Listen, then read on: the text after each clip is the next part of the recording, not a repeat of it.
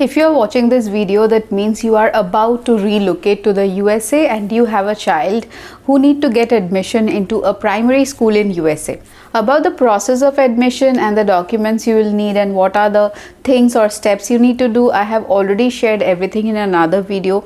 In this video, explicitly I will talk about the challenges which my child have faced and which every child faces when they come from outside, and especially from countries which does not take English as their first language. So what are the challenges your child can face and how you can prepare your child to overcome these problems. So if you haven't subscribed to my channel yet, subscribe quickly so that you get all the latest video notification every week as I post a video.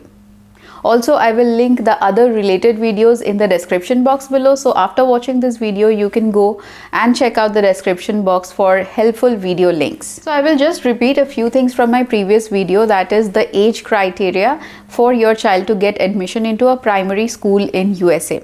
If your child has attained 5 years of age on or before 1st of September of a particular year, then he or she is eligible to get admission in the kindergarten. Next, if your child is 6 years old by 1st of September, then your child is eligible for getting admission into grade 1. So this is the age criteria and the session timing for USA schools.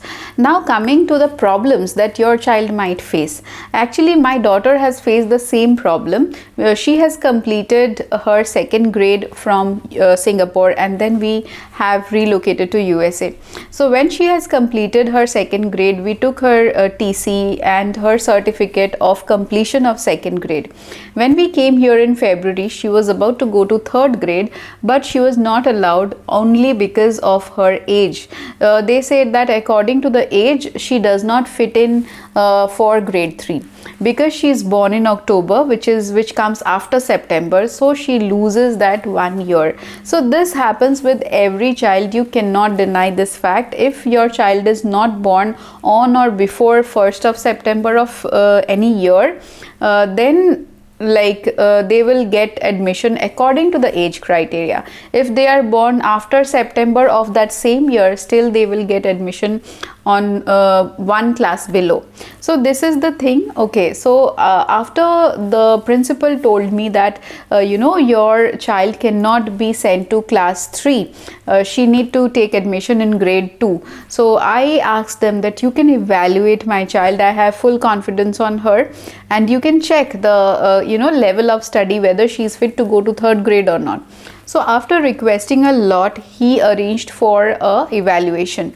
So I had to take my daughter to the school on the time given by the principal, and over there they evaluated my child on the basis of 2 subjects, that is math and English. So math, I believe so if your child is coming from India, there will be no issues in math evaluation, because I think our kids are ahead from what they teach in the school over here when it comes to mathematics. The second paper on which they evaluated is English. Now this is where most of the kids face the problem. Be it grade 1, 2 or 3 or 4, I think this is a place where kids coming from India or other countries should concentrate more to get admission in the USA. So during her English evaluation, she was asked to read aloud a story, which a teacher took her in and asked her to read aloud a storybook. Next, she was asked to write a paragraph about something, like a comprehension she has to write, and that was into paragraphs. And they also asked her some questions, that what are her thoughts about fictional and non-fictional books, what does this fiction and non-fiction means, what is the difference between persuasive and informative story. So I think these are the gaps. My daughter faced this challenge. This was a gap which she lacked, and I think today in grade 2 in India, they do not teach these kind of things for their English language. I have no idea if your child is from India or from any other country where they teach these kind of things in grade 2. Let me know in the comments. Definitely, I'll be really happy to know about your opinions. Okay, so this was the challenge which I faced. My daughter, she was put to grade 2, saying that if we promote her to grade 3 currently, she won't be able to adjust with the classroom. That will take another 2 to 3 months for her to get into that, momentum of getting into a new country and new school. She will take that time in between catching up with studies, because we have already completed 4 to 5 months of our academic year. So all these things together will be a pressure on her. So we want her to be in 2nd grade, take 4 months of time or 3 months of time which was left by then of school, and then gradually go to grade 3. So we were okay with that. We cannot help it at that time.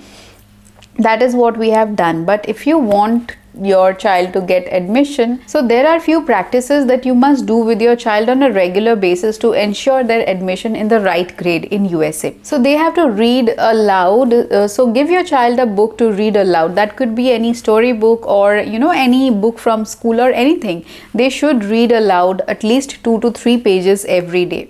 This will build their fluency over the language and also help them to build vocabulary. It is very important that your child can talk about few topics. Like, this is a very common thing in the USA, that tell us what you did in the weekend. So ask your child to comprehend stories about their holidays, their vacations, what they have done which is exciting or which feels special to them. So just ask them to narrate these kind of stories, and also ask them to read a lot of chapter books which has like chapters in it. Chapter book reading is very important in the USA. Also help your child to read a dictionary, how to read and find words in a dictionary. In this way their vocab will increase. They will know the exact meaning and definition of words. Here they still use dictionary, and every school provide a free dictionary to a child. So it is important that your child knows how to see or how to find a particular word in a dictionary, and how to know its meaning, accuracy, and how to pronounce that word.